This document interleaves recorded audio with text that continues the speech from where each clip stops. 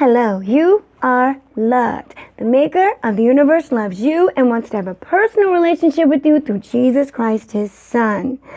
All those who call upon the name of Jesus shall be saved. Hallelujah. And this has really been in my spirit all day. It's so easy for us to turn our relationship with the Lord into a burdensome relationship.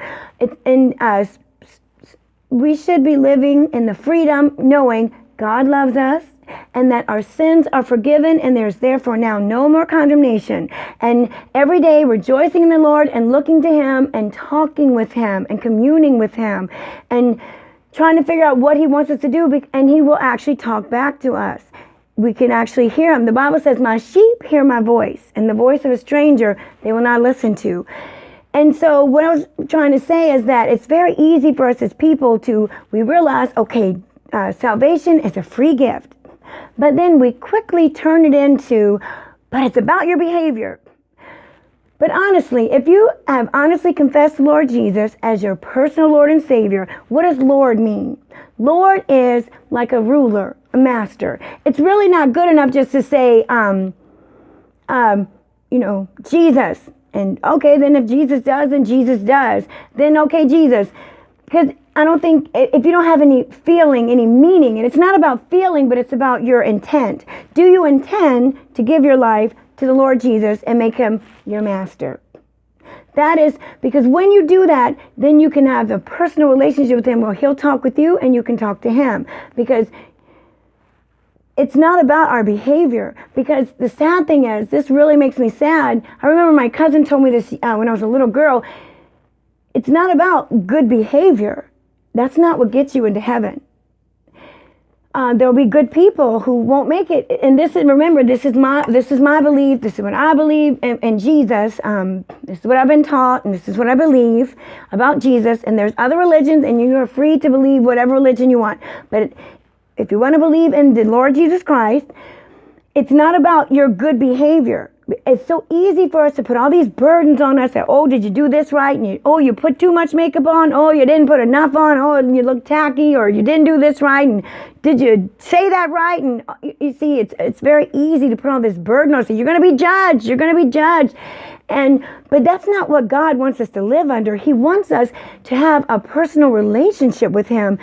Adam, the first Adam, the Bible calls him, ruined that personal relationship. In the Garden of Eden, when the Lord would come and walk and talk with Adam and Eve, the first Adam ruined that. But the second Adam, Jesus Christ, he restored the relationship. When you make him your Lord and Master, that's what Lord means, Master. When you confess the Lord Jesus, when you confess with your mouth the Lord Jesus, that means you're confessing that he is the Lord.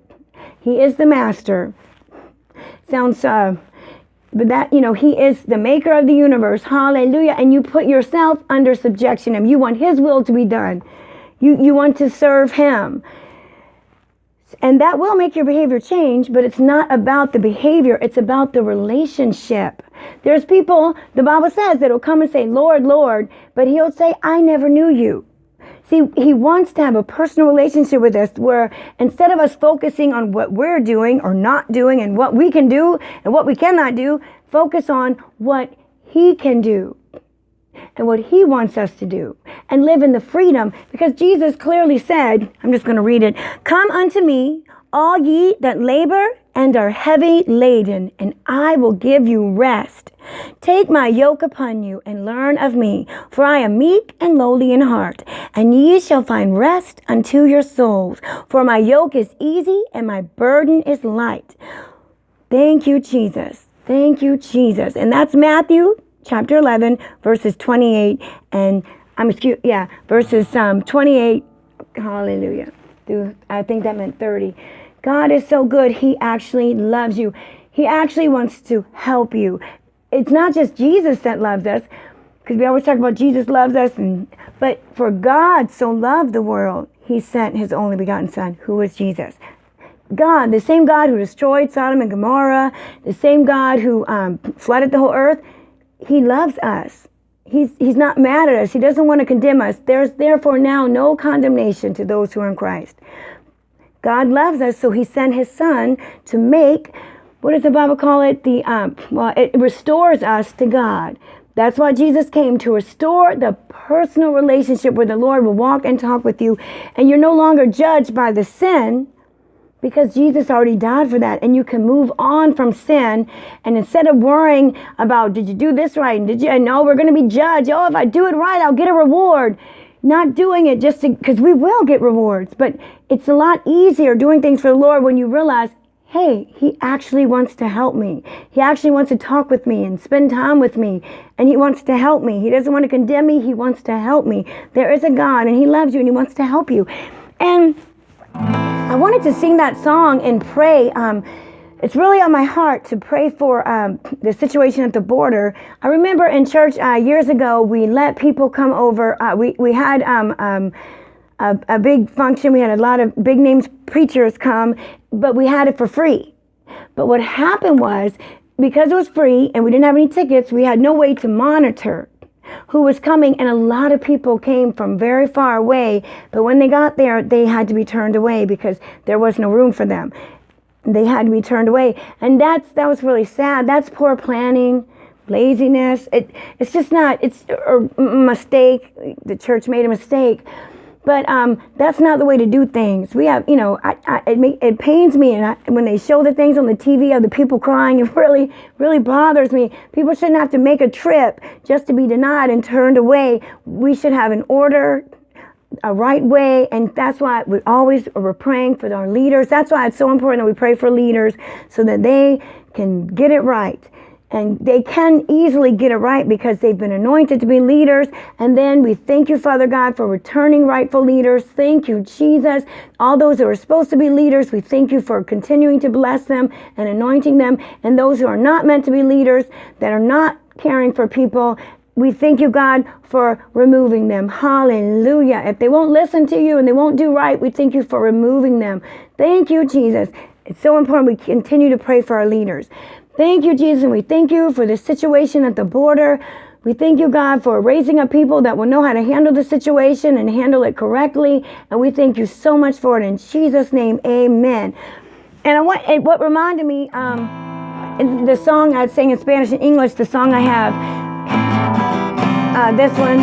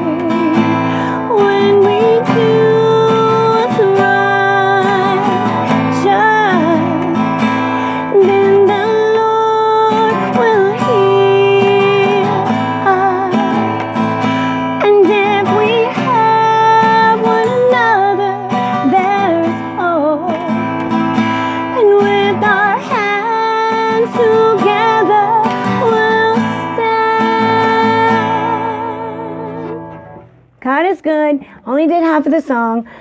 He will never leave us nor forsake us. Thank you, Jesus. Let me get a sip of water. So, you are loved. Continue to pray for the border, that God fix that situation and work it out, make an orderly system so that people can come in. and it'll be the people that are supposed to be here. We thank you for beautiful families that you're sending over here to help us, Father God. Thank you, Jesus, for all the wonderful things that you're doing for us. Thank you that we don't live under condemnation. We don't live worried about judgment, but we live knowing that you love us and you actually want to help us. Thank you, Jesus. Hallelujah. Show us what to do, God. Anoint us. Let us know what it is we can do. Thank you, Jesus, even individually. Hallelujah. Thank you, Jesus. And we thank you for blessing the world, God, because we know you love the world. That's why you sent Jesus. Thank you, Jesus. Know that you are loved.